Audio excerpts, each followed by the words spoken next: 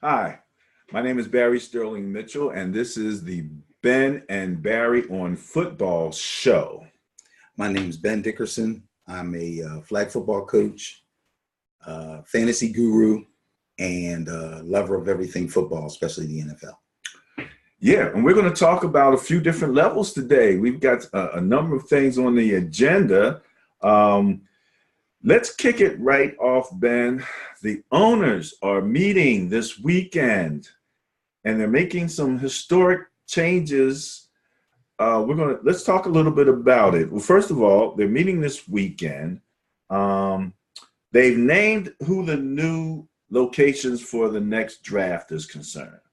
Okay. Let's just do the easy stuff first. So from what I understand, we already know that next year it's going to be Vegas, right? I believe so. 2020 is Vegas, yes. 2020 is Vegas. Which I think is a fine choice. You know, it's funny. Vegas gets really hot. I guess people go outside, in concerts and outside venues, but it's hot. What city has as many capable venues for the climate and throws as many big time type events than Vegas? I don't know, because I'm usually right here. It's not going to be. It's not going to be outside. Trust me, it won't be outside. We'll put it that way. You don't think so? No. Shoot, Nashville had long streets filled with people. Okay, Nashville, Tennessee's right here, and Las Vegas is over there. It's completely different. Okay, all right. Completely, and it'll be, when's the draft? In April? It's going to be like 99.5 degrees. Well, that's nothing in Vegas, eh? That's no big thing in Vegas, dude. Well, anyway, that's 2020. Cleveland gets to host it in 2021. That doesn't thrill me. At this point, you're not thrilled about going to Cleveland? You can go down this list. Your boy OBJ is there, man. Your fantasy wide out. The only thing that can thrill me is something that thrills me at this point. When they came up with the concept of moving the draft around year after year, as opposed to having it in New York City all the time, I thought it was a wonderful idea. Okay. And then early on, boom, we have it here in Philadelphia. I am not an Eagles fan, but Philadelphia did the damn thing. The bar is very high for throwing a draft. Nashville did a great job. They were real close. Okay. Because they had some things to offer that Philadelphia wasn't able to do, because they had theirs in the park, where Nashville had theirs right downtown. I don't know what Vegas is going to do besides having fireworks and showgirls and dancing lines and all. They're going to have to come up with something, because those were good drafts. But the Philadelphia one, to me, still is the best so far. That'll be the Raiders' first year there, too. That's why they're doing it. The initial thing. Exactly. Now, let me throw this out there. A little something that I heard in some of the reporting and I was listening to is that the NFL is trying to push these draft events to the teams that aren't winning as much. It makes sense. It makes sense. You want, there's big markets and there's little markets. You heard about that. Anytime you talk about pro sports, they talk about the big markets: New York, LA, Philadelphia's a big market, Chicago, and the small markets. I mean, it makes sense. You want to get their fans. You want to give their fans as much joy as possible, because they might not get a lot, which means we're going to have one in Buffalo one day. You know what I mean? So, but that's to say about Buffalo. I'm not trying to say anything about Buffalo, except that we're going to use that concept. To say about the Raiders, the Browns. No. But this all makes sense. They're skipping 2022. Right, because they're waiting for the next story. So the story in 2020 is the Raiders. Really? Who is it? Kansas City. Okay, I'm gonna tell you what it is. Okay. They picked Kansas City for them because they think they're going to actually make it to the Super Bowl by then. They're really close. But that doesn't go according to the loser 2022. No. They will eventually get to the losers. Right now, each pick has a story to it. Okay. So they're following the story. The Raiders and Vegas have Vegas has a story to it with the Raiders. Mm-hmm. Okay. Cleveland has a story to it with Baker Mayfield and all the new acquisitions. They're the rags to riches. Shoot, Arizona should be there then. We'll talk. They're the about rags that to riches later. story. No, this is about losers. No, stories. This is about up and comers. I think and that's stories. a story. Yes. I think Eventually, they're going to Arizona's have to story. say, who are we going to give it to this year? I mean, Arizona wouldn't be the worst place, but again, it has to be indoors. It's really hot in April. You know, well, they'll eventually get around to the Bills. Miami doesn't fit the loser thing, except for the fact that they're losers, because who wouldn't want to go to a draft in Miami? You know, but when are they going to have one in, I don't know, Charlotte? Well, those are the markets. Green Bay. Again. Well, April won't be too bad. No, it'll be nice there. They could have theirs outside. Light parka. They could have. Go ahead, man. So anyway, so much for the draft. Aaron was in Game of Thrones, man. I don't watch Game of Thrones. Oh man, I heard Aaron was in Game of. I had no idea. Wait, he was actually in it. They gave him a part. Yeah, I think That's he was funny. in the crowd.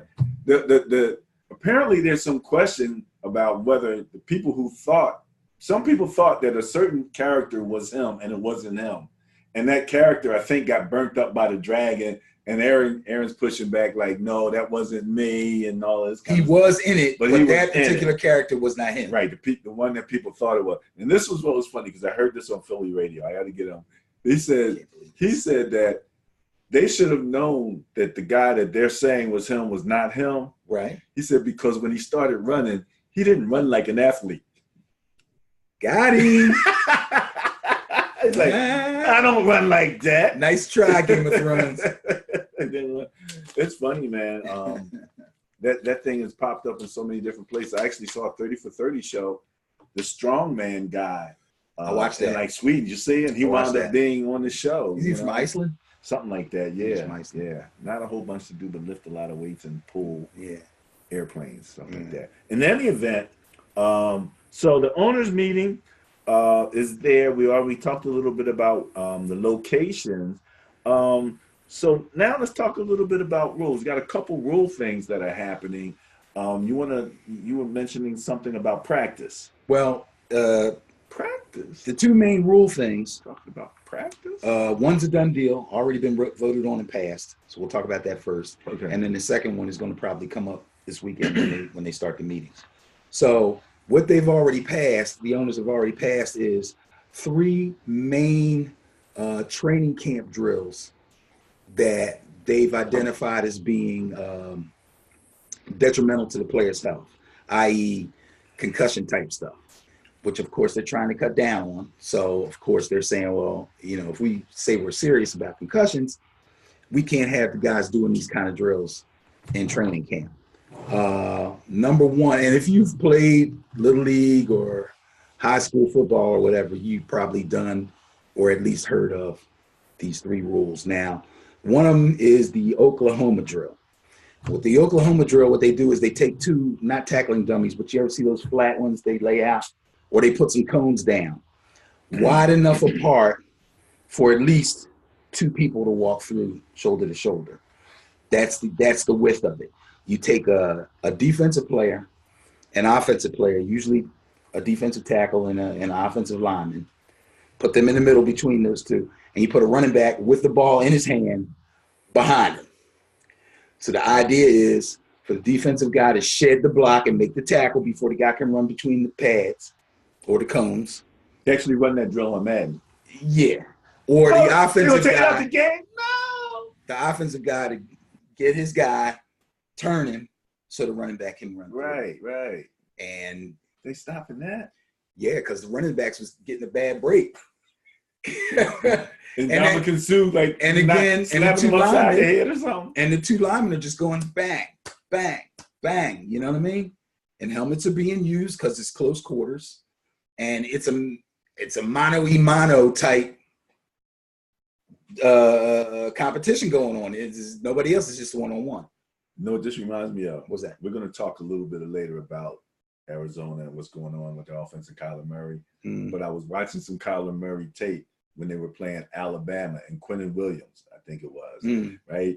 And Kyler started running, and Quinnen reached out with like one hand and just like just like snagged him like he was a little puppy. Oklahoma was good, but Alabama's another story. But I mean, he's so small that Quentin Williams, remember I was telling you, a lot of times when you're running like with Madden, I can tell when the power levels, because of the way they break tackles, like arm tackles and things, or don't, you know? Right. But in any event, so you were saying that. So the next one is Bull in the Ring. Bull, oh man. You heard Bull in the Ring. We used to coach that, didn't we? Right. So you either made a circle, put some cones around, or just take the entire team and kind of make a nice little round opening there. There's a couple of different ways to run this Bull in the Ring.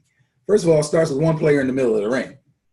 Now, one version of it is they'll call out another player. He'll come out. They'll line up head to head in the middle of the ring, and the idea is to knock the other guy down or push him out of the ring. The other way to do it is you actually make a circle of players. Every player gets a number. You put one guy in the middle. I think this is how we did it. And you shout out the number. So the guy could be behind you.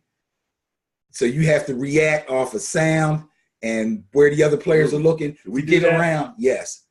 To get around, and this guy's got a full head of steam at you. Is that why all our kids had brain damage? I had brain damage watching it. No, I did it in high school. We never had any brain damage. I did it in high school. Joking. I did it in high school quite a bit. That was a staple. Yeah, it was. I remember. You know what I mean? And the third one is one that I was not familiar with, but it makes a lot of sense. It's called the half line drill. And basically, instead of having your entire line of scrimmage where you have your center, 2 guards, 2 tackles, a tight end, they'll just take center, guard, tackle, one side, left side or right side, possibly a tight end. And then same thing on defense, a nose guard and or a D tackle, a linebacker and a defensive end. And they'll just run plays. People? Yes, and they'll run plays only in that direction. Like there's nobody else over there on the right. So you know every play, every running play is going to be either off tackle, up the middle, or around the left end. Okay. So the defensive players know they're going to get action every single play as opposed to in a regular scrimmage type setting. So again, a lot of head banging, a lot of big blow up tackles and all that stuff. So they want to get rid of that stuff. So the irony here, first and foremost, before we get into I think what I'm looking at is potential effects on the game of these things. If you take the drills out or on the game as they are. How they're going to be taking these drills out. Yes, they're done. They're out. How it's going to affect the game. But the first thing I wanted to say is I'm watching preseason here. Mm-hmm. Bosa, Reuben Foster. These guys haven't even gotten to anything as intense as any of these drills. And they're going down like they're hurt already. They're already hurt. I saw Foster went down last night, but I couldn't catch on the ticker what happened. He hurt his knee or something? Yeah. And the scary part about this, and I actually did a little bit of research. These non-contact drills, because ain't nobody hitting yet. That's what I'm saying. They're not even doing anything. You're talking about concussions. These guys aren't getting out of. This is almost like what's the name from the Cowboys when he went to the Saints?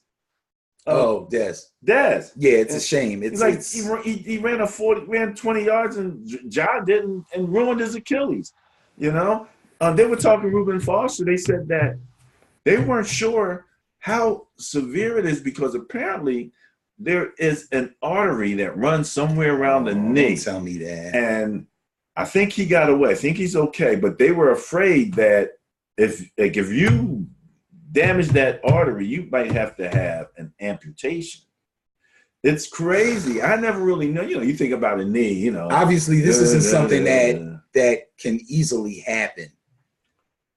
Well, he wasn't, like you said, whatever little drills they were running, these were not the high intensity, high contact, high collision drills. And I understand that. And it happened. The non-contact drills, I hate to see them. I really do. Really? But when you're talking about damaging an artery from a knee injury, that's extremely rare. Might not be as rare as you think. That's because when I looked it up online, I mean, I've seen guys have to get reconstructive surgery. That means bone, ligament, everything that Joan has just blown up. Right, and you didn't have that problem. Right. I understand that. But they mentioned it, so I looked it up. But in any event, So that's very interesting that they take this out, and we're watching people get hurt on much less intense, practice arrangements. Yeah, but you won't get CTE from a knee injury. That's true. That's true. Now, this looks like it's really going to affect tackling and blocking, the most fundamental of skill sets, of requirements in order to play tackle football, American-style tackle football. In the running scenario, you got your zone blocking schemes, and you got your other blocking schemes. But if you don't get to really practice that stuff, and, with some level of contact, I mean, you're going to be doing this off of muscle memory from college or from high school or what? Let me say this. This will affect, and of course, this is an NFL rule, so Right. It doesn't affect college and high school, which is probably where it's run the most. Yeah, that's what I'm saying. But in the NFL, if they run these drills, it's like the first week, and then they probably stop. And not doing that. They have the players union or the players association has got rules put in to limit full contact drills and full contact practices in pads, where they only have to do it a couple of days a week. And then at a certain time, once camp is over and the season actually starts, they might not put pads on but once a week. You know what I mean? And even then, it's a walkthrough, or it's what they call a thud drill, where instead of making a tackle, you just bang into the guy.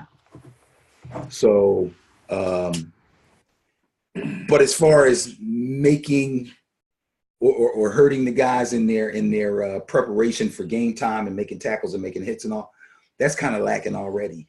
Yeah, it's really right. lacking. Tackling is that's at its all-time worst. You're going to make it worse. That's my question, dude. I appreciate a good, like if I'm watching the game, the guy runs for 2 yards, but the D guy makes like a good tackle, a form tackle, really, you know what I'm saying? Head to the side, wrap, and all. I love that. I'm like, oh, good tackle, Everybody else is looking for the run, and he didn't get anywhere. And I'm like, good tackle. Like that's part of football. That's part of football, and you don't see it a lot. That's like almost like a one-hand catch. Everybody's making one-hand catches now, but everybody, you know what I mean? Not everybody's making nice, solid one-on-one tackles. There's another irony here. We talked about people getting hurt with much less activity. Listening to, again, I forget who it was, radio, whatever. There was a heavyweight boxing match recently. Yeah, Philadelphia guy. He knocked the. He hit this guy, knocked him out like his whole face got moved to one side from the hit. Did you see the hit? Was that guy from Philly? Maybe not. No, but the main thing was that there was a serious knockout. Yeah, they messed the guy's face up. Everyone, especially the boxing fans, absolutely loved it. It got so much play. It was celebrated almost like the movie. He knocked you and I mean, everybody's jumped, and I heard nobody start talking about CTE or any concussion worries with this guy. And to be quite honest, I equate football and boxing. A good blow in football is like a good punch in boxing as far as I'm concerned. So the guy who was pointing this out was saying that, all of this concern about the getting hit and the CTE in football is out of whack when you look at the way people look at boxing. And if you accept that football is a collision sport, then you accept that's a possibility, that's a danger. It's, these guys are jumping off of cliffs with wings and doing all types of stuff that are way more dangerous as far as I'm concerned. Because they choose to do it, and it's their right to. And so with the football player. Right. If you're going to sign me to a $100 million and guarantee 50, I might get the snot knock and I might get CTE, but I'm signing up for it if I can get that contract. And we're going to go at, because I'm a gladiator, and as a gladiator, the only difference is, instead of fighting you in the ring, I'm playing football. It's a gladiator sport as far as I'm concerned. I agree with what you're saying. I do. As far as that was muted. That's a muted agreement. Give me a chance. As far as the end result of what boxing does to the brain and what football does to the brain. But I'm sitting here thinking, what's the difference? And the difference is, boxers, let's say you had a 10-year boxing career. So you got hit in your head quite a bit, right? But when you're in training camp, you wear headgear and they wear bigger gloves, padded gloves. Okay. And you don't really take no real shots to the head till you get in the ring. Okay. And that's a good point. 10. Okay. That's a good point. So you're but saying if you're a football player, it's like, well, it used to be, it isn't anymore because of rule changes and things like this. It's every day you're getting some trauma in a game. How many plays get running off? 80, 90 plays? Somewhere. So you take half of that if you play defense and you're hitting.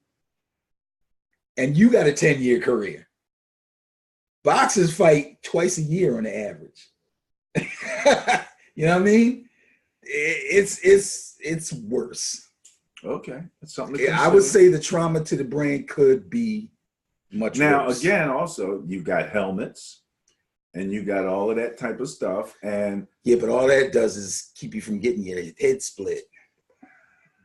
Well, what causes a concussion, right? To be reducing concussion by a certain percentage. And I'm sure they're being successful with that. And they're going to Ron Springs, who used to play for the Dallas Cowboys, is deep into that. Right. I remember we talked about this. What they have to find is something that will absorb. Thank you. All of the impact. Because what knocks you out, what gives you concussion is your brain floats, right? And when it shakes like that inside of your skull, that's what gives you concussions or knocks you out. If they can make a helmet that will take all of that so that the brain doesn't move. Have they actually come to a percentage of players that they would expect are going to have concussions out of how many players in the NFL? 1,800 maybe across 32 teams. Players that they expect to have what percentage? Like, are they seeing? Because I mean, if this is a 2% problem that they're trying to address, and they're changing the whole game for a 2% problem. If it's a 50% problem, it's another level of a problem. You kind of get where I'm going here. I just don't understand. I don't know. That's something, if anyone out there knows, throw it at us. Right, and maybe we can do some research to get some actual numbers. But I tell you what, whatever it is significant enough that the league is at least saying that it's a big issue for them. Some people think that's bull. Some people think that the NFL is just talking trash. But, I mean, you can see these rule changes slowly but surely, one by one, getting changed and taken out. So they are showing some form of concern. I think you also have one of my sterling theorems is extremists tend to the extreme. Yeah. So the NFL, one point they were hiding it and obscuring the information. Right, but when they got busted, now they've gone to the other extreme. Now extremists tend to the extreme. Right. And now that's what I'm questioning. Right. Because you have to have a basic philosophy of your game. Is it a collision sport or is it not a collision sport? Right. If it's a collision sport, how do you train for collisions? Like, for example, you just said with the boxers, they wear helmets and all of that kind of stuff, which, padded gloves, which removes a lot of the force and it cuts down on trauma. The force. Right. So, maybe that's a thought for the NFL that they would have practice gear and game gear. Where they could actually, because again, so much of football is muscle memory. And that's what I'm looking at. I'm like, what's going to be lost in the muscle memory when it comes time and you're running that sweep, you know what I mean? And you haven't really done it in a while, that level of collision. I mean, you got to kind of look forward. That's what I was saying, is that muscle memory going to come? Is like, I remember when we did this in college, we did it so much. I'm good at it, but I haven't done it here in the pros in a year. Then it's 2 years, then it's 3 years. That's what I'm questioning. We already talked about it moving too close to being flagged anyway. Yeah. So also there's a little difference between an open field tackle and the type of tackle you're going to sustain or have to do to replicate the Oklahoma drill. We're talking about up the middle, off tackle type stuff, where you got the same thing the drill does in real life. Yeah. Quarterback hands you the ball, and there's two linemen in front of you, and you got to get through there. What are you trying to say, though? I'm saying that it's two different things. Sustaining a concussion is one thing. Losing the drill, therefore losing your ability to go through what you have to go through to make a tackle or absorb a tackle, or that's something else. So these drills is actually affecting two things. And like we said when we started talking about this, tackling in the NFL is already poor. Yeah. Okay. The playbooks are so big and the coaches are so meticulous now that they don't have time for fundamentals. You play little league, high school, and college ball, mostly D1, D2 college ball, you're already supposed to know how to form tackle. You're already supposed to know how to backpedal. You're already supposed to know how to get in and out of breaks. Obviously, we know that everybody is not as good at it as they should be because we see it in the combine. But the bottom line is tackling is turning into a lost art. It's basically people throwing their bodies at each other. Sometimes you're put in a position where you have to make a form tackle. Muscle memory back to high school might save you. A lot of times you get beast moded. So what are you going to do? That's the conundrum. That's the conundrum. And, let's take this 1 second, take a pause on this, and kind of shift gears, because what we're talking about is team stuff. And I want to throw something at you real quick and just find out philosophically how you feel about this. And it apparently came up with both OBJ and with AB. OBJ and you know what I'm going to say. Go ahead. I think I know what you're going to ask. In Oakland, and you have your voluntary mini camps. Right. And they decide they're not going to be there. They're going to train on their own, in their own location. Right. And you're a coach. Okay. So if you were a coach, what's your feeling about that? That these are your top players, and you're the matter of fact, you're the coach and you got AB and OBJ and neither one of them showed up. Well, one, both, it doesn't matter to me. It could be somebody else. It could be Wes Welker. I don't care. If you are coming into a new situation and with a lot of fanfare, okay, and your status kind of automatically puts you, I'm not going to say in captain mode, but I'm going to say in locker room look to guy type mode. I like that. Locker room. I just made that up just now. Look to guy mode. I need you to be there. I know it's voluntary. And I know that means you don't have to come. But I would hope very strongly that you did. And I would be a bit upset if you didn't. That's my feeling on it. If they don't come, there's nothing I could do about it. I don't know, depending on the situation of my team, I don't know if I would do what Tom Coughlin did down in Jacksonville. Yeah, he blasted them a little bit. He kind of aired them out. Again, there's nothing he could do. He can't suspend them. He can't fine them. He can't do anything. So he kind of aired it to the press. He kind of talked to them through the press, which a lot of coaches and upper management type dudes do in sports. I don't think I would have done that, but I understand his feeling. I think, well, we agree. I look at it like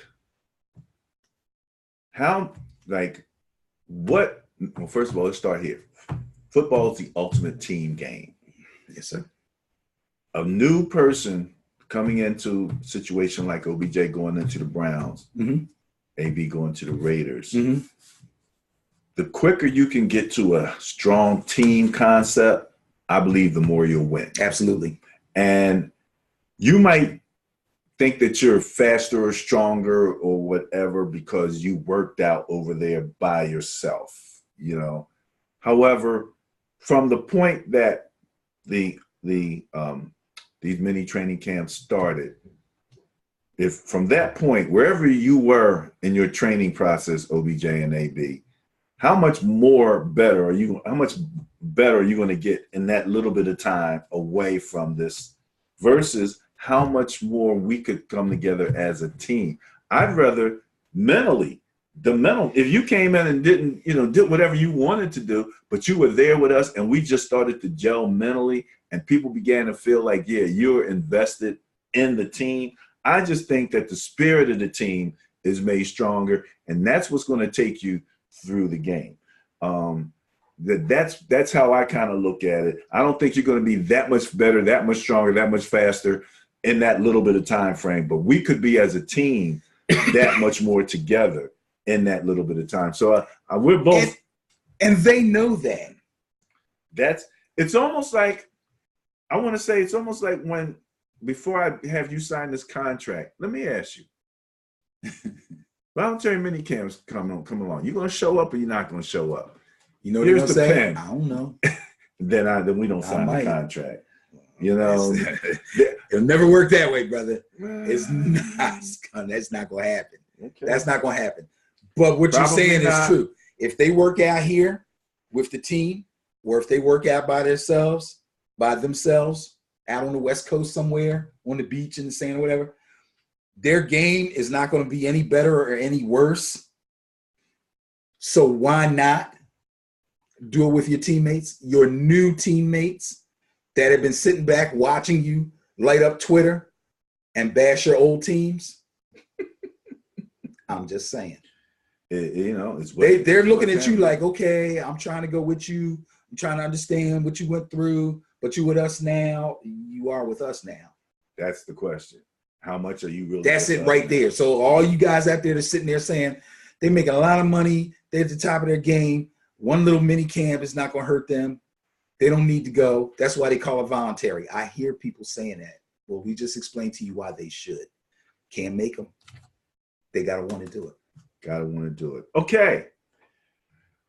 That was heartfelt, Benny. That was. Yeah. All right. The next thing that is on I want to talk about what I find is one of the more intriguing things that are happening in the NFL, because I'm a systems guy. And as a systems guy, I like to look and see, just how tight is your system and what are you doing to build your system once we kind of get an idea. And finding a well-defined system is a little difficult nowadays, like when we talked about the West Coast, there's no pure West Coast anymore. What people are running is kind of this and kind of that, offshoot of this, and et cetera, et cetera.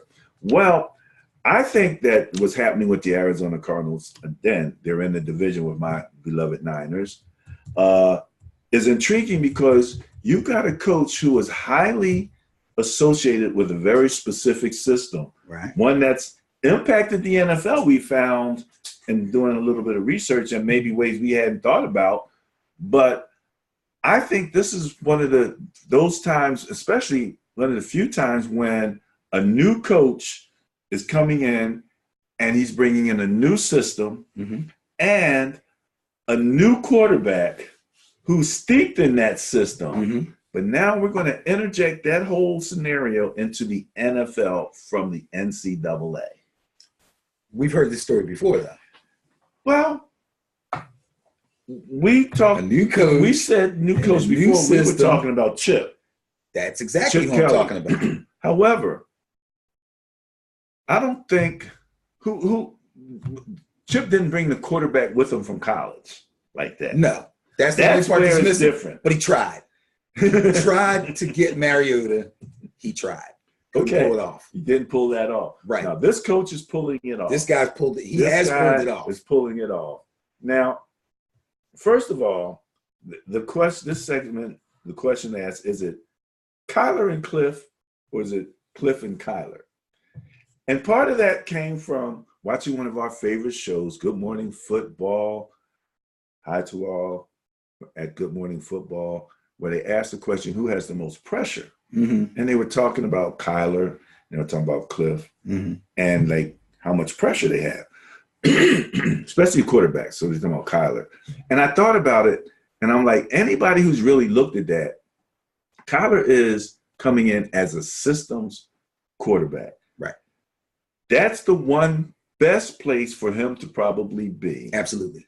You know, is in that system. I don't know if he would work in anybody else's system, but we want to talk a little bit about the air raid offense. Okay. And why this just might work offensively, what kind of production we can expect because of the way that system works. Okay. So what I wanted to do first is I just wanted to kind of talk about the coach just for a second.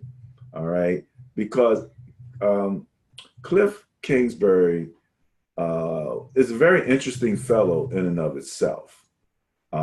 He was part of the New England Patriots Super Bowl team in 2003. So he actually is a Super Bowl winning coach in a strange sort of way. Was a position coach? Yeah. He was a quarterback coach, though. He actually wasn't. He actually was with the Patriots, the Saints. He was on the Broncos practice squad. He was with the Jets, and he was with the Buffalo Bills. He played for them.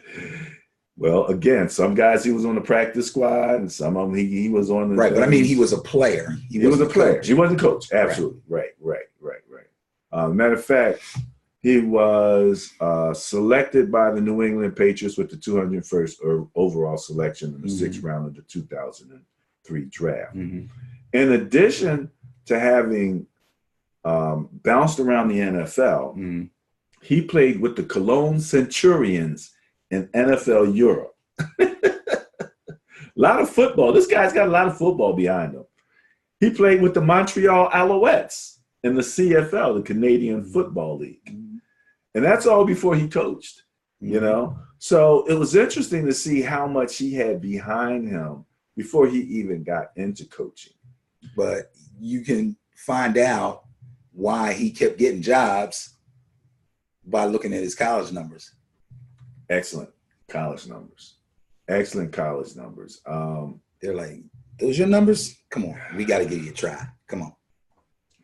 So the one thing that we can start off with when we talk about the air raid offense is that this is an offense that is designed for the quarterback to take basically one mainstay play, what they call the six, which is pretty much all kind of goes, right? Is that what you would call them? 4 verticals. 4 vertical routes. But utilizing the space on the field, there is a common communication and understanding between the quarterback and the receivers as to what's open. And that receivers have, and the quarterback, if they're on the same page and they're looking at the way the defense is lined up and they're looking at the way they're lined up, there's space on the field. And the idea is that receiver is to know that space means he's open, and that's his first. Even though he was maybe given a 9 route, he's going to cut it off right in that space, and he's expected to do that. The quarterback is expected to look at the field and kind of see those same things, and consequently, they have a coordinated read, and it's boom, boom, boom, boom, boom. So it's quick. There's not a lot of verbiage. There's not a lot of need for him to go back to the coach during the game. He's not shouldn't be in there in the Seattle doing like this. I can't hear, because that's not what he needs. Once he knows what the play is, it's about looking at the field, and it's about both, communicating and they can, what they call tag a receiver and tell him to make a change.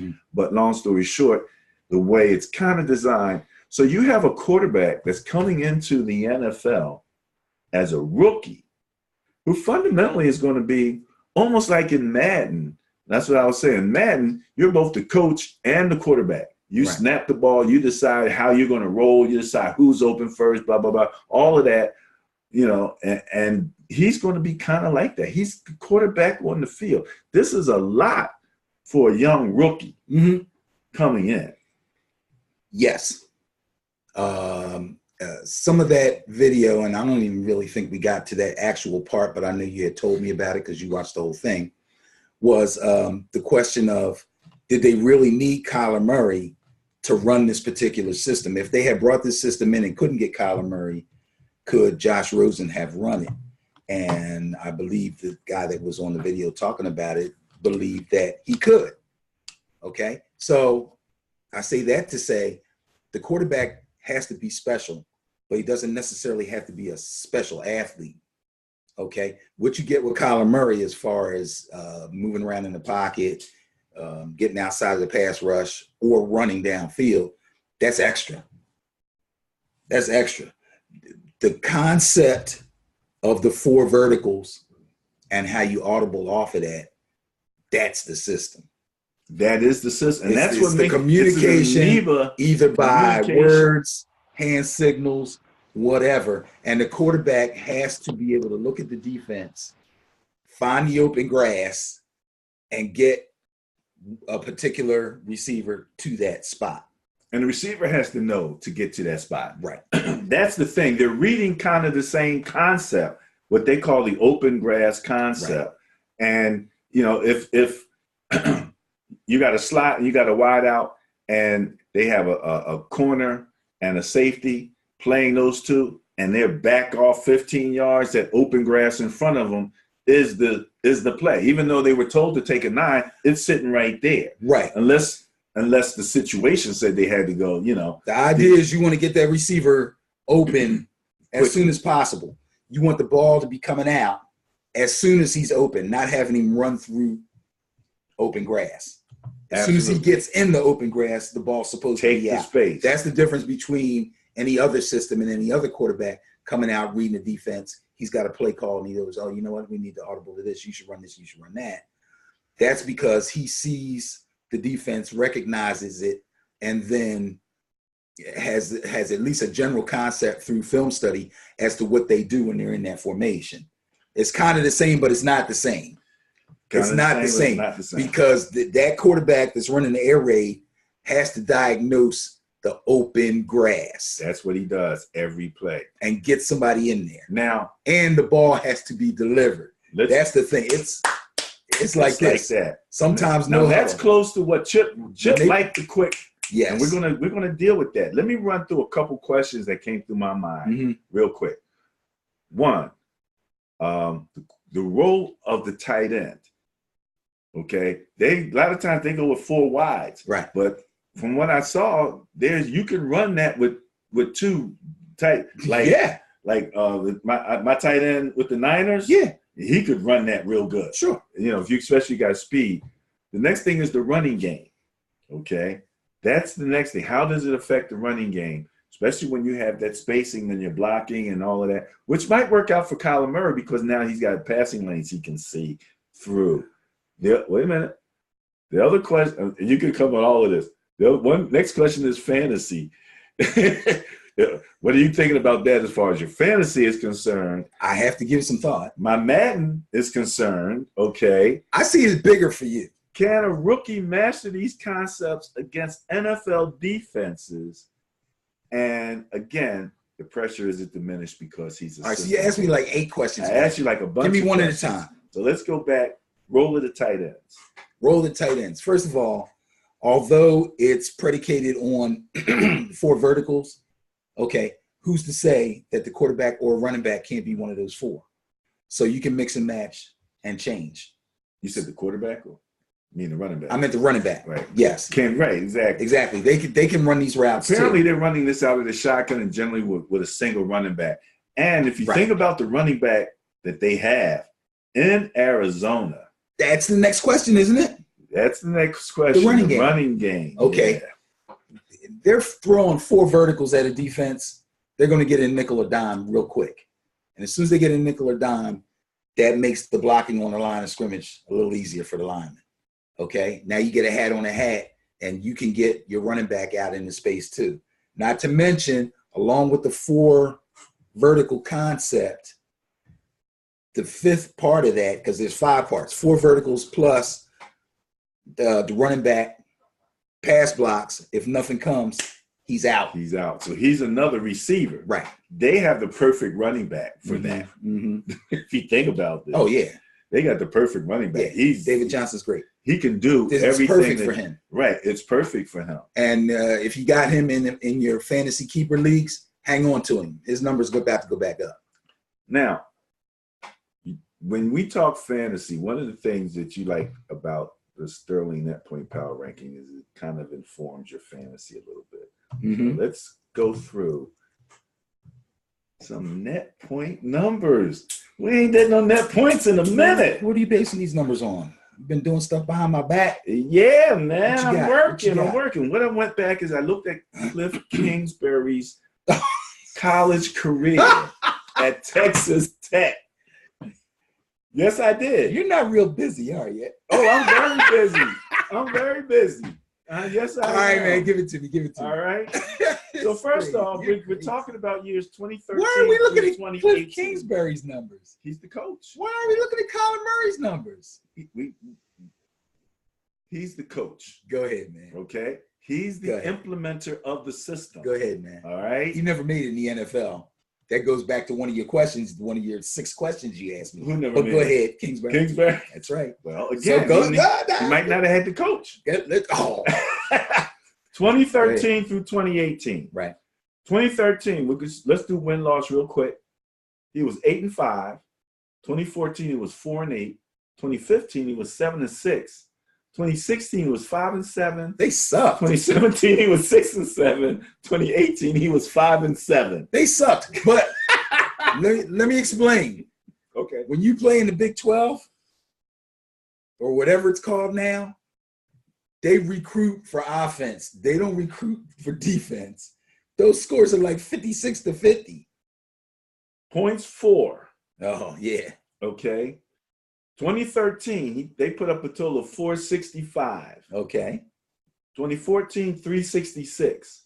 2015 and 2016, they put up like 586. That's a lot of points. You got yardage? No. I mean, net points. Net points. I got you. Right? 2017, 2018, they dropped again. 400, 446, 448. Okay. But again, you're talking about an offensive ranking out of 100, what range from 125 to 130 apparent ranking locations or ranking places. Okay. 2013, they were 24th offensively out of 125. Okay. 2014, when they went 4-8, they were 54th. 2015 and 16, they were second in offensive production out of 100. This is with Kingsbury quarterback? Coach. When he's coach. What am I saying? It's 2013. Yeah, Coach Kingsbury. Right. 2017, he was 23rd. This is all Texas Tech, or is it? All Texas Tech. Okay. This is Texas Tech head coaching. I think those were Mahomes' years, by the way. Could be. Yeah. And 2018, he was 16th out of 130. So their offense ranked very high. Their lowest ranking was 2014. They were 54. This is overall offense. This is their offensive ranking, overall offense, based on nets. They actually kind of averaged it out per game. So based on an average, but it's the same thing. That's yardage, scoring. No, it's points. Oh, simply points. Simply points. Okay. Average points in this case. Average points, right? Mm-hmm. Points against. Mm-hmm. Okay. 2013, 397. 2014, 495. 2015. He was up in the 500s. For some reason, I see a duplicate there. I think something went wacky. Where's the 2 years they had the highest offensive production? I have 2015 to 2016, but something. And what were the points? Something looks a little weird with my numbers because they repeated, and they shouldn't have repeated. I don't see how they could have repeated. But it was up in the 500. And range. Was the defense the same year? They were giving up close in the 500 range. See, this is my. That's why their records suck. Their net points, okay. Total net points between the years 2013 and 2018 was only 79 net points. That's an average of about 13 net points. They were scoring big. They were giving up big numbers also. Exactly. Same problem that Chip Kelly had. You could score, but you wasn't stopping nobody, and they have that hurry up concept. concept. Now, the hurry up concept doesn't help because score or not, you're off the field so quick, and then your defense is out there. Your defense is out there. And we got to remember it's college, so they're recruiting. So they recruited every top-notch offensive player and every top-notch pass-blocking lineman they could possibly give a scholarship to. And they might have fell the net numbers weak on the defensive player part. They're not strong in net points. And so when we start talking about defense, who's the defensive coordinator for Arizona now? Oh, who is it? Vance Johnson. Oh, my man, the Denver coach. For the Denver Broncos. Bet. He's going to have to be the one to figure out. Yeah, but this is the NFL now, so he's cool. You think so? Yeah. Now, Why? I'm not saying the Cardinals' defense is going to be great this year because it's not. I'm saying he's going to have the same challenge But that he is a challenged. defensive coordinator had when Chip Kelly was offensive coordinator. All of a sudden, like you said, they're scoring real quick. Yeah, now I got to get my defense out there, and we got to hold somebody. Yeah, but here's the thing. That helps them. That helps with them who? It's their offense. It helps the Cardinals. Yes. It's not like What they helps have the Cardinals? Huh? Scoring fast? No. Practicing against this offense helps the Cardinals' defense. First of all, you're not going to see anybody run the air raid as they run it. However, which is why I'm wondering why you think it's going to help their defense, because they're not going to play their offense. They're going to be playing other defenses who ain't running the air raid. Okay. Everybody runs some semblance of a hurry up here and there somewhere. Okay. The Cardinals will never be caught unawares on that. Why do teams run the hurry up in certain situations, certain times? To catch the defense unawares. Well, on that point, I would agree. That's big to me. They'll be used to practicing against a high tempo offense. That's big to me. Okay. Also, it gives them a chance. But they're not running the air raid though necessarily. They're just running a high tempo of whatever it is they run. Exactly. Air raid. Okay. Which would be easier. Oh, you think it's gonna be easier if they work harder in practice? Their pass defense should be much better against other teams. It may not happen right away. Personnel, you know what I mean? You already were weak on defense, and now Patrick Peterson then went and took some. Well, part of what the challenge was with Chip Kelly wasn't that the defenses weren't talented, skilled, etc. They were gassed at the end of the fourth quarter from being on the field so much, so they weren't so effective. The clock management, the ability to manage the clock, not just in a number of different end results. One of which is just to be able to keep your defense fresh, so that your defense isn't gassed when they really need to be. And that's one of the. But I don't think we're talking about. I don't think we're talking about in the air raid. We're talking about a lot of no huddle. I do. We're talking. No, I don't. I do. They don't need really a huddle because they're running one play. I know they don't need a huddle. So that doesn't mean they go no huddle. Well, they're going hurry up. They said that's one of the things that he likes to do. He likes to hurry up. So you're not going to do too much huddling if you're in a hurry up. Okay. That's just kind of the way it is. So I see a challenge for the defense in being able to manage your personnel when your offense, and that's assuming they're actually scoring and not just going out 1, 2, 3 out, 1, 2, 3 out, because Murray still has to go through his growing pains. But if we're talking about the Cardinals defense, then we're only worried about what they see in practice. What they do against other NFL teams once the games begin, they're going to need better personnel for that. They've been through that already. They sucked last year. They'll suck again. Defensively, yeah. But maybe now they might be they'll win a couple more games because this offense is going to put up more points. They lost games last year with a subpar defense, but they played tough. They lost because they couldn't score. Now, you said something interesting, and let me challenge you on this for a second. Go ahead. Okay? What you said was the offense is going to score more points. They're supposed to. They're supposed hopefully. To. All offenses are supposed to. I said hopefully. Well, I'm not hoping because that's in my division. But my point simply is that they're now facing NFL-level defenses. When they went up against Alabama, that, I think, was probably the closest to an NFL defense. Right. and they had challenges. Right. So now they're actually facing NFL defenses. And one of the great things that NFL defenses does really, and I don't know, you tell me, do they do it better than in college, is disguise what they're doing. Yes. So you might think the grass is there. I agree with that. However, not only are they facing NFL defenses, but they're attacking them with NFL offenses.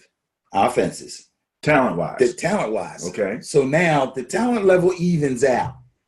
Before, and that's the thing about college. Unless you play in the SEC, where there's 4 or 5 games that could go either way, unless you're Alabama. You know, everybody else, you got 4 or 5 games there that can go either way, and then you play Vanderbilt or somebody, you got a gimme. Right. In the NFL, there's no real gimmies. Like, you could say, oh, Tampa Bay, Miami. Yeah, you'll probably win, but the talent level is a little more equal. So now the system really has to take hold. If the air raid offense is going to work in the NFL against NFL level talent, they're going to have the proper personnel, just like you preach all the time. You're going to run this system, you have to draft these kind of players that are familiar with or can adapt to that system. The Cardinals are going to have to do that too. I think they've kind of already done that to some degree. Well, I think they've done it. In the draft, wide receiver wise, they have definitely tried to make a good effort at the kind of guys that are going to be able to run the kind of routes that they're going to need. They drafted a quarterback that's familiar with the system, which means he knows the signals. He knows specific signals from this specific coach. He's got a big lead on this thing. It's just a matter of getting the rest of the team to kick in. That's the interesting thing here, is that you do have a quarterback who's so proficient at that system. Right. He hasn't played at this level yet. And that's the difference between having him at that system and Rosen. Rosen would have to learn it. Yeah, but he don't have to learn. He don't have that muscle memory that we was talking about. I mean, he could. Kyler Murray's got air raid muscle memory. Exactly. Awesome. Kingsbury can say, "Hey, remember?" And he'll be like, "Yeah, I got it." You know. Where's the grass? Right. Where's the grass? Just go back to your basics. So this is why I think it's so intriguing that you got this whole system being installed with a quarterback who is unparalleled in terms of understanding and knowing that system, maybe paralleled by the Case Keenum knows it. Yeah, Case Keenum knows it, you know. And then also he can run, right? Which that's not really the major push for that offense. They want him to throw the ball, but if the lanes open up, and I've seen him slide. I've seen him slide too, which was a revelation. Baseball guy. Yeah, that's true. That's true. So anyway, we just wanted to kind of throw some stuff out, some food for thought about that. We're going to be looking at some of the other teams and some of the systems that they're putting in, talking about some of the things that are going on there. Benny, let's talk about the WLT or whatever. Hold on one second. FFWCT. WCT. The FFWCT. We're going to share this here. There it is. I can't read my own darn writing. And the reason that we're sending it, my youngest son, Christopher Mitchell, is actually in Arlington, Texas, with his team. What are they? The Philly Falcons. So we got a shout out to the Philly Falcons who are in the tournament this weekend. Apparently, there's a $60,000 prize. There's some moolah on the table. There's $60,000 to be given out. Well, hey. How they going to do it, I'm not exactly sure. But this is the website for the FFWCT. Ben, you know a little bit about them. Just maybe tell people a little bit about this from what you know. Flag football coach. I believe FFWCT stands for, and correct me if I'm wrong, anybody out there, Flag Football World Championship Tour or something of that sort. Okay. It's basically, if not one of the main sanctioning bodies for flag football in the United States. They give tournaments. They have a total tournament schedule laid out where you have tourneys or a couple of tourneys almost every month of the year or every few months of the year in different locations, at different high school facilities, major parks, or what have you in these different cities. And they'll have something centered for the Northeast or the East Coast, the West Coast, the middle of the country. This is the World Championships for flag football for this year. And then there's also a national championship that's usually given in January. Again, it's flag football. It's all different styles of flag football. You got 5-man, you got 7-man, you have 7-man no contact, you have 8-man full contact, you have 9-man. There are women involved, there are women's leagues. And like I said, this is one of the main sanctioning bodies.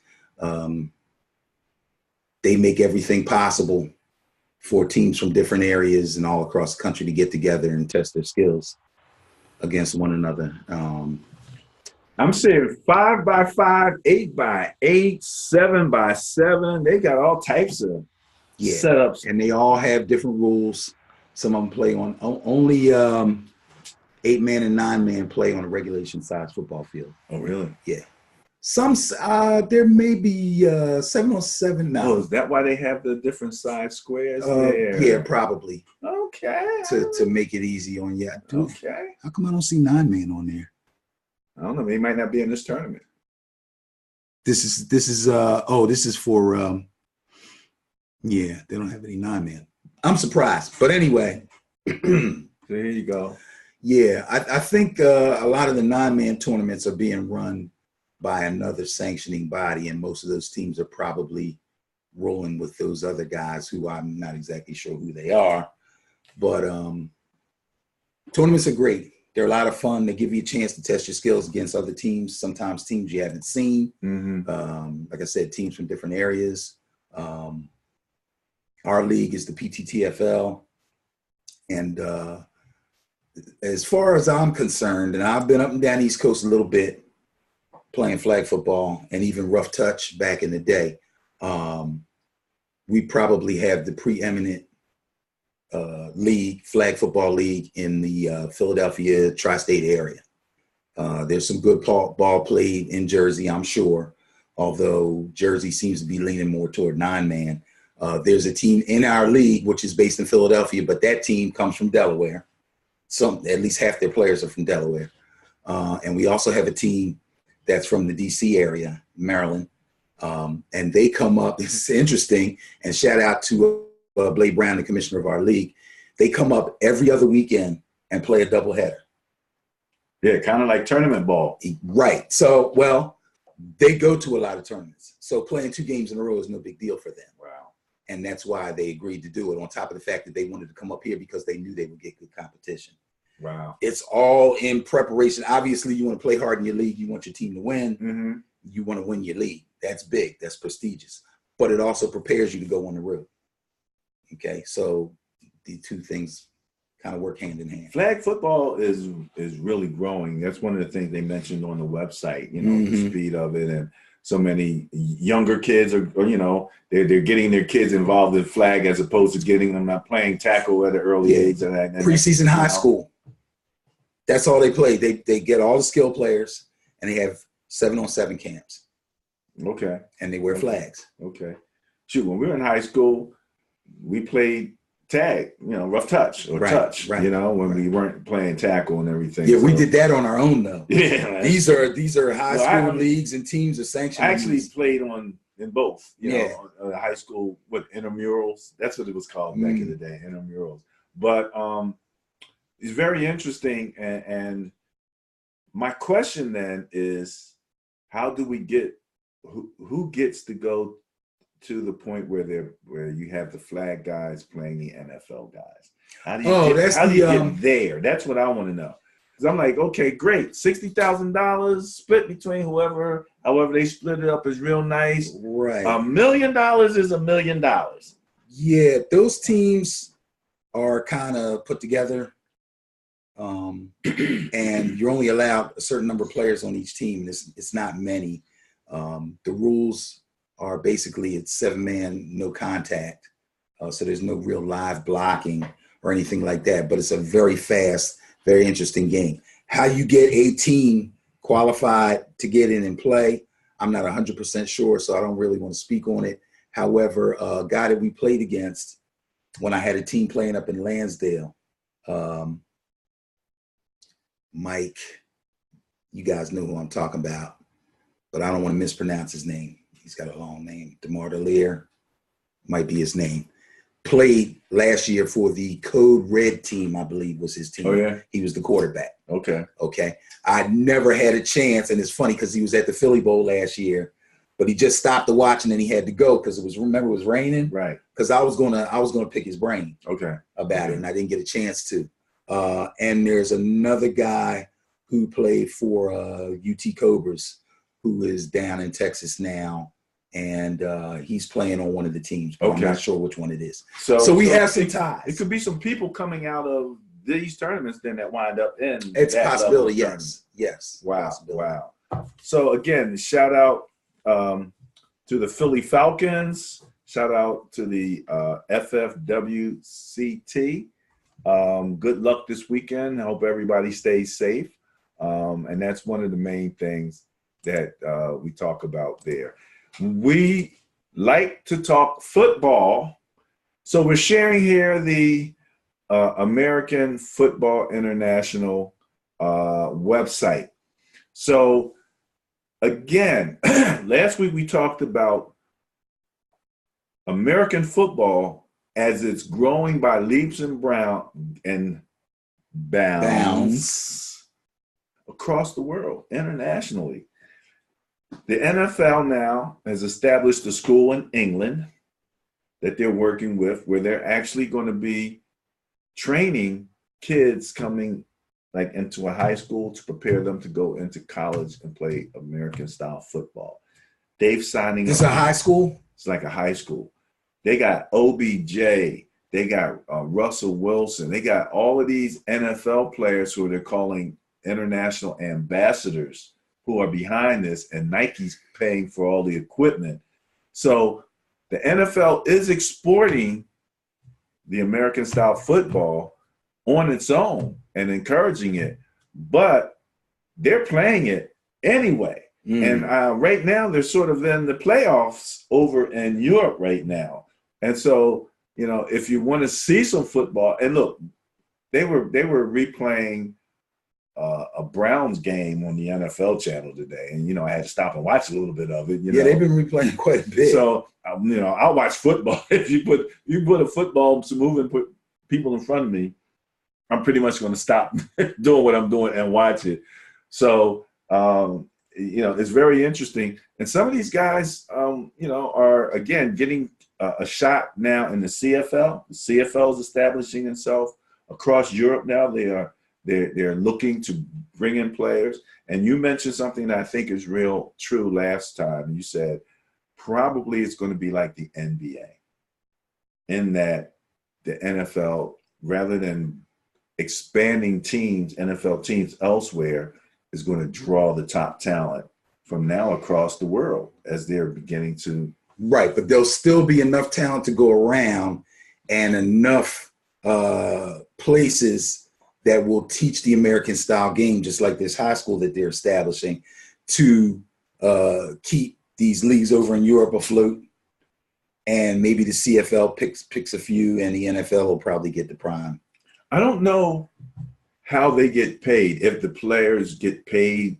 You know, I don't know this. In European basketball, was it Kobe's dad? I said at one point, I remember them read that Kobe's dad, when he was playing for Italy, was making like $700,000 a year, which was a lot back then. That's a nice, that's nice. That's a lot that's now. Nice. That's nice now. That's nice but now. Yeah. I don't think that they're making money like that yet in the football. But in Canada, I believe the salary is around $80,000 a year. Yeah. Actual salary with medical benefits. It's like a job. Yeah. I'm thinking, is there opportunities there for our kids who are already good at football to maybe go and join a team in Germany or a team in Spain? No. Why not? Kobe went to Italy. No. First of all, we're talking NBA where there's 12 guys on the team, and NFL American style football where there's 50 plus players on team. There's only so much money to go around. First of all. Second of all, most of those European leagues are only allowed to have so many American players on them.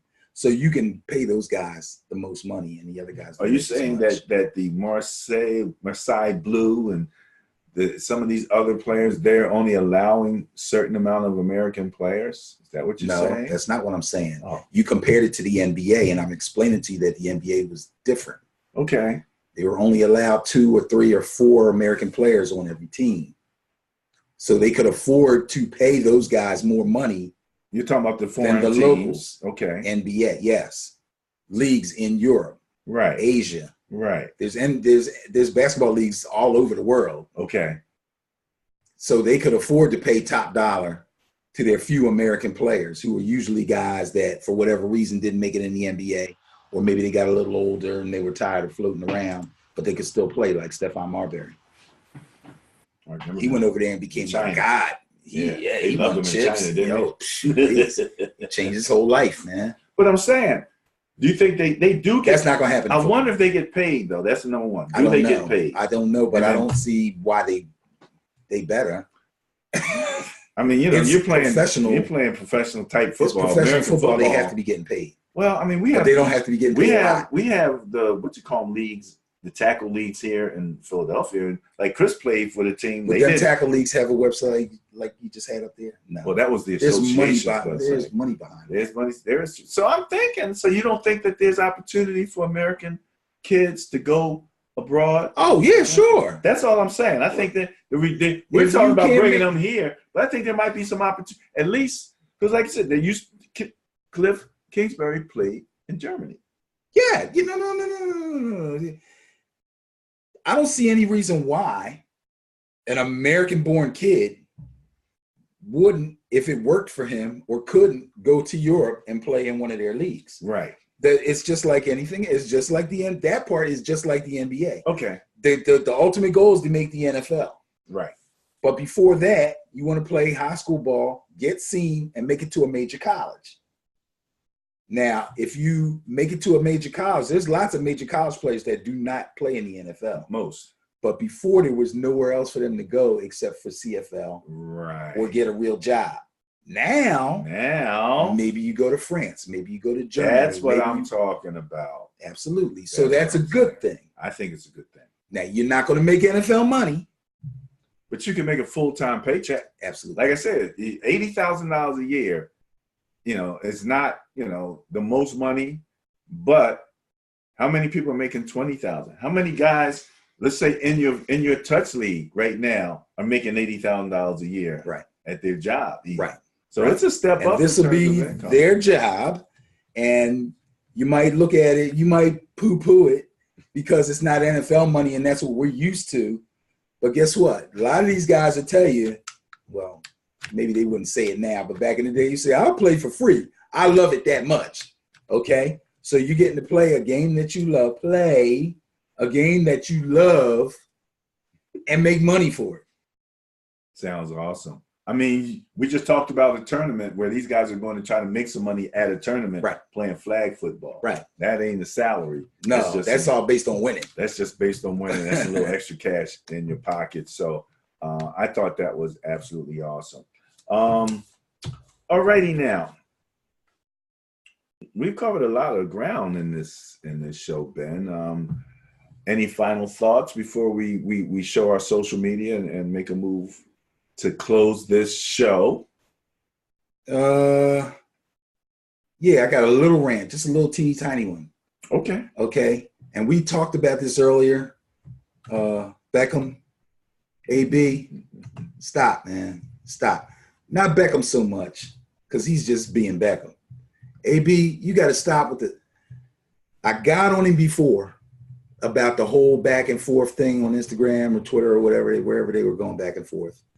I thought that Juju tried to be the bigger man, and AB still didn't get it. And then he goes after Big Ben, And Big Ben, after all this time has gone by, thought about that, and whether he was sincere or not, made a public apology and said, yeah, my head was messed up I'm paraphrasing. My head was messed up at the time, and I probably could have did better, should have did better. And if I threw your name into that situation, I really shouldn't have done that, because they made it clearly you threw the ball right to the guy for the interception. So what I got to do with that, And nothing is good enough for this guy. He's really freaking getting on my nerves. I have a hard time being a fan of and cheering on a person like that. I don't think he showed up at Voluntary. No, I did. That's what I say. Him and OBJ, they had that in common, but that's about it so far. But that's all I got to say about that. Okay. I don't really have anything. I think that we covered so much today. I didn't have any particular rant. I'm sure something will come to mind as soon as we wrap up, but that's okay. We'll save that for next week's show. So let's go through social media real quick. And actually, maybe at that particular point, I will have actually remembered what it was. So you did have something. Well, you always think you got something, but hey, it's been a crazy week already. So I watched so many different things. Oh, just real quick. You said you were not watching the NBA at all? No, I'm back on it. I'm back on it. Yeah, I came out of my funk. I was still in a little Sixers funk. Did you see Toronto last night? I did not witness the game as it happened, but it's getting real interesting now because Kawhi is a physical specimen, but the other guys kicked in this time. The bench, right? And they hadn't outscored. It was almost the bench that caused them to lose to the Sixers. So the fact that they stepped up at a critical time, it's 2-2 now, right? Okay, it's anybody's ball game now. There's the home court advantage and all that. It's all good. Home court advantage still could play. Well, it still goes to a higher seed, but I'm saying we're dead even now. Neither one has shown that they can win at the other one. Right. It's court yet. It's a best of three. That's the way I like to look at it. It's just a best of three. Best of three, 2 in Milwaukee. 2 in Milwaukee. And it's interesting. I think about football relative to basketball, and I see the inside game versus the outside game, almost like the run game versus the passing game. Okay. You know what I mean? And like you said, Kawhi, first of all, shades of Dr. J on a few of the slams coming down the lane. He will just lift off with the claw. He reminds me quite a bit of a young Dr. J. Yes. Yeah. Absolutely. Maybe not the flair, maybe not the windmill part and all of that. He's smooth. He's efficient. It's not about the show. It's about getting that ball in the hole, right, and getting back. And that's just a beautiful thing. The guard for Toronto, Kyle Lowry. Kyle Lowry. A lot of people don't like him. A lot of people don't like him. Kyle has actually played well. I don't know if they want him to be somebody other than who he is. First of all, he's part of my alma mater, Cardinal Doherty. So I'm gonna throw some. Who's that? I don't know what the hell that was. I'm throwing I'm throwing good vibes to him. But it is interesting. I was sitting with my sister. She's in the hospital last night, and she was knocked out. I put the game on. She woke up. She's like, "What else is on?" She just didn't want you to watch. Like, don't worry about it. Whatever you want to watch. Got to be something else on. You can tell she wasn't feeling well. I was like, I don't want to watch Watch what you want to watch. I'll see it again because I knew it was going to be on replay. Then I looked at the score, and they spanked. Yeah, they spanked them. They did them dirty. Jimmy Christmas. And then you have the Warriors. And that whole thing, you got KD and Boogie, both on two of the top players in the NFL on the bench. And these guys sweep Portland, who beat, I thought, almost a better, who was that, Utah, whatever, did they beat? Denver. Denver. I thought Denver was actually better than them, and then they beat Denver, and I'm like, okay, are these guys going to overachieve? But Lillard was hurt. They were closer to Denver skill-wise, and Denver might have even had a little bit of edge in pure talent, but they were a little bit too young. I think they got them on the youth tip. But they're ill-equipped to play Golden State.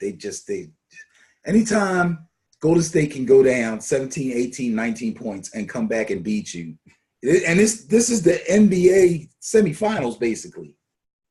You're there, and you're giving up 17, 18, 19 point. Come on, man. It's still amazing. My niece is such a big Steph Curry fan. She's got him all over the wall and everything. And when you see him just at any particular spot, 5 feet beyond the 3-point line, fearlessly pumping this thing up there and watching it barely move the net when it drops through, it is a sight to behold. You can look at LeBron, and he's like big, strong, this guy that's a physical specimen. And then you look at Steph, and he still looks like a little kid. He looks like your little brother, except he just dropped 30 on the top defense in the league. Yeah. And he runs. He works the heck That's out of the most fun part. thing. I dedicate like parts of games when I'm watching them to just watching him really off the ball and watch how he runs through picks and rubs people off to get to a particular spot. And then they find him. And they find him. Not just see, that's it. JJ Redick does the same thing too. But they don't always find him. Oh, okay.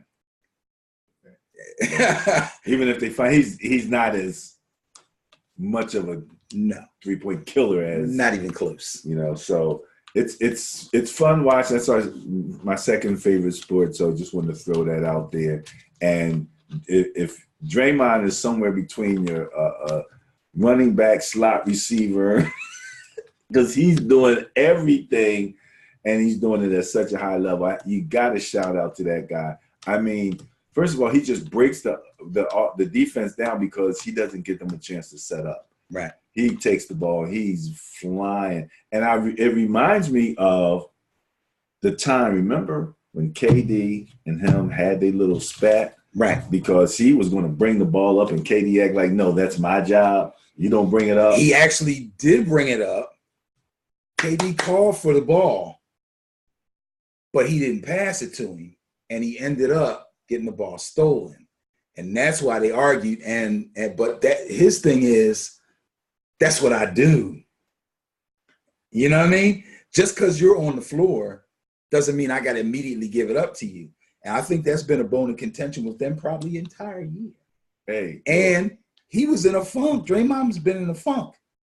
He's shown himself to be a point forward in this time frame now where he's basically given the ball and he has license to go. But while Durant was playing, they said he got his stuff together, I think, right after the All-Star break, he lost 20 pounds. Draymond? Yes. Really? The beginning of the year, he was in a funk, if you ask me. He was not the Draymond we all know. Okay. But he's back. He's got a lot. It's almost like he prepared himself for what if KD goes down? And now he's ready. Look at him. Now he's ready. So I love it. Just wanted to kind of that's a fun thing right there. As we get ready to move out, we want to share our social media with you. We talked about net points on this show. We haven't really talked about net points because it's not during the season. But I do produce the Sterling Net Point Power Rankings. Here's our Facebook page at Sterling NPPR. Keep an eye on us. Not as much happening right now because there are no games, but we are still sharing some good football information. We also have our Ben and Barry on Football Facebook page at BNBOF. Join us. We do try to share some good information. There you go, Ben. Is your spotlight. Okay, what's your spotlight? Okay. I don't know, man. I don't think I'm good. I don't think Facebook likes you just now, but they just kind of nixed that. And so come join us and catch up on some of the things. What's this here? The Philly special is going to be in the Madden game now. It's like 2 years late, isn't it? Man. Every team can run it though, not just the Eagles. Every team can run it. Well, they stole it. Every team does run They it. stole it from the Bears anyway, so what the heck? And they stole it from a high school, so what the heck? No. Come on, Philly. Twitter. Ben and Barry on stuff. football on Twitter, Sterling Net Point Power Rankings. A 5-year-old kid predicted on the Philly special. How about that? A 5-year-old kid predicted it? Yeah. Did he? He drew pictures and wrote it in a book that he made before the Super Bowl was played. His name wasn't Cliff Kingsbury, was it? No, it wasn't. No. Okay. Wow, that's pretty amazing. That's pretty amazing. But yet, the Patriots couldn't stop. Evidently, they couldn't run it either. They tried. Oh my God, off the fingertips. Our Instagram page, Betty, we're up to 33 followers now. 33, huh? Yeah, I'm telling you.